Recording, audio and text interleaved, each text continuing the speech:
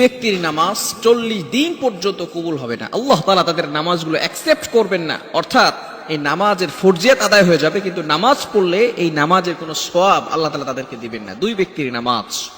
দেখুন, নামাজ হচ্ছে এমন একটা ইবাদত, in the day of judgement, কিয়ামতের ময়দানে সর্বপ্রথম বান্দার নামাজের হিসাব নেওয়া হবে।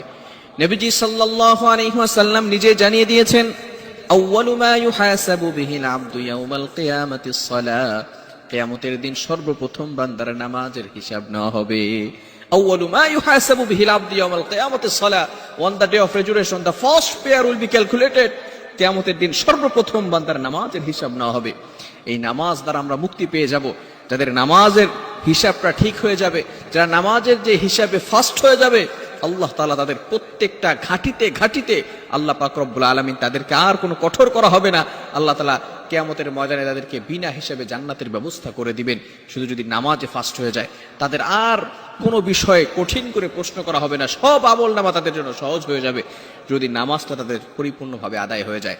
এখন এই নামাজ যদি কবুল না হয়, আল্লাহ তাআলা যদি সওয়াবই না দেন, তাহলে ওই কিয়ামতের ময়দানে আমাদের কি পরিস্থিতি হবে একটু চিন্তা করে দেখেন।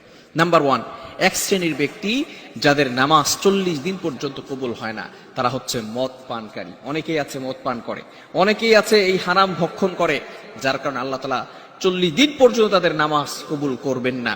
আল্লাহ পাক রব্বুল আলামিন পবিত্র কোরআনুল কারীমের ভিতরে নিজেই বলে দিয়েছেন। 7 নম্বর পারার 2 নম্বর পৃষ্ঠার 1-2 নম্বর লাইন সূরা মায়েদার 90 নম্বর আয়াতে রব্বুল আলামিন বলেন, ইয়া আইয়ুহাল্লাযীনা আমানু ইন্নামাল খামরু ওয়াল মাইসির ওয়াল আনসাবু ওয়াল আজলাম রিজসুম মিন আমালিশ শাইতান ফাজতানিবুহু লাআল্লাকুম তুফলিহুন।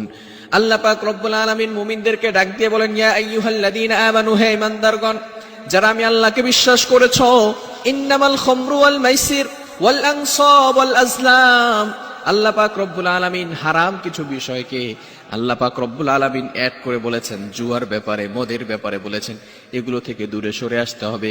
এগুলো কখনো এগুলোর কাছেও যাওয়া যাবে না। যদি আমরা সফলতা অর্জন করতে চাই, তাহলে কখনো এই হারাম কাজ করা যাবে না। এই হারাম থেকে দূরে সরে আসতে হবে।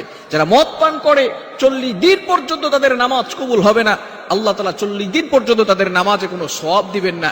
এই মদ পান করা থেকে আমাদেরকে দূরে সরে আসতে হবে। নেশা আল্লাহ পাক রব্বুল আলামিন হারাম করে দিয়েছেন, এটা ইসলাম হারাম করে দিয়েছে।